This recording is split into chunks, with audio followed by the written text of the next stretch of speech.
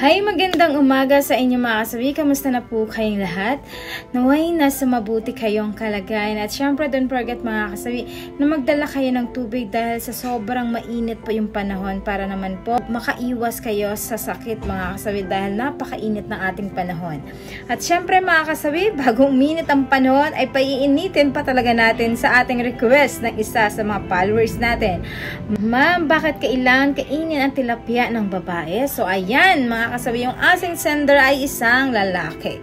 So syempre mga kasabi, for me, bakit nga ba napakahalaga na kinakain ang tilapia ng isang babae? Ayan mga kasabi, syempre para sa isang babae, napakasarap sa pakiramdam na bakit kinakain ninyo ang tilapia ng inyong asawa. Dahil syempre unang-una mga kasabi, kapag once na kinakain ang tilapia ng isang babae, ay pakiramdam ng isang babae ay mahal na mahal nyo sila.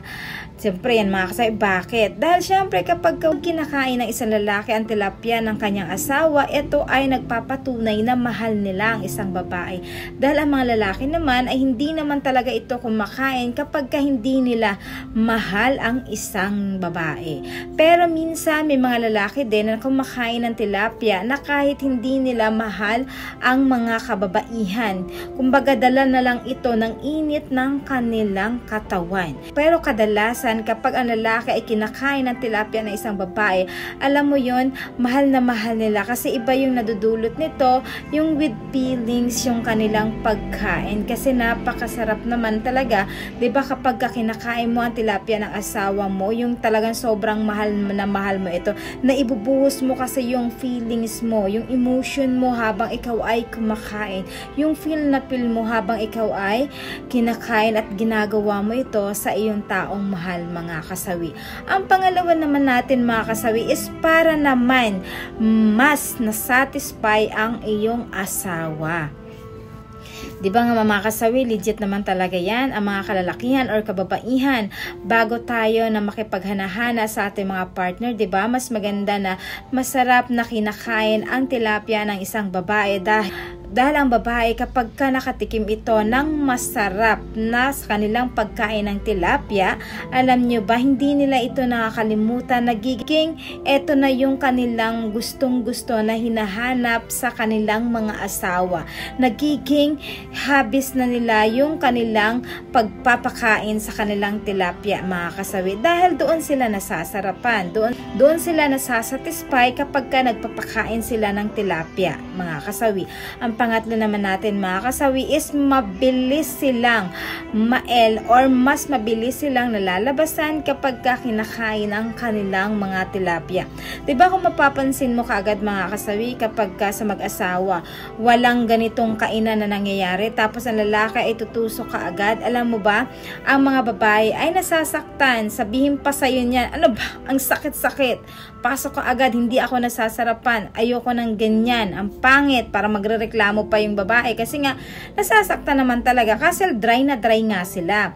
Pero kapag ang babae ay unti-unti mo itong kinakain, dinaydilaan ang kanilang mga tilapia, naku po, sabihin ko sa inyo, may sabunot pa ito sa buhok ninyo at talagang isusubsob pa yung mga nguso ninyo sa kanyang bibing ka mga kasawi at sasabihin nito sa iyo, mahal, sa sunod ulit magpapakain ako, ito ulit yung gagawin mo sa sunod, gustong gusto ko to kasi nasasarapan ako kapag kinakain mo yung tilapia ko. Tapos lahat ng mga dirty words ay ibibigay niyan sa iyo sa uulitin pa, mapapamura pa yan, sobrang sarap, at sasabihin niya sa iyo na isa pa nga kasi gustong gusto ko to na ginagawa mo sa akin dahil miss na miss ko to yung pagkain mo ng tilapia ko mga kasawi. At magugulat ka na lang, sasabog na si babae, yung inyong mga asawa, tapos na kasi nga sa sobrang sarap, hindi na nila napigilan, hindi na nila nakokontrol na sila na pala ay nalalabasan mga kasawi dahil sa inyong pagkain ng kanilang mga tilapia. Kasi iba ang naidudulot ng pagkain talaga ng inyong mga asawa kapag ganito ang ginagawa ay sabi ko sa inyo mga kasawi, 100% naabot nyo sa sarap yung langit. Dahil talaga mapapapikit pa ito at mapapataas pa ang kanyang wet po kapag kayo ay masarap kumain ng kanilang mga bibengka.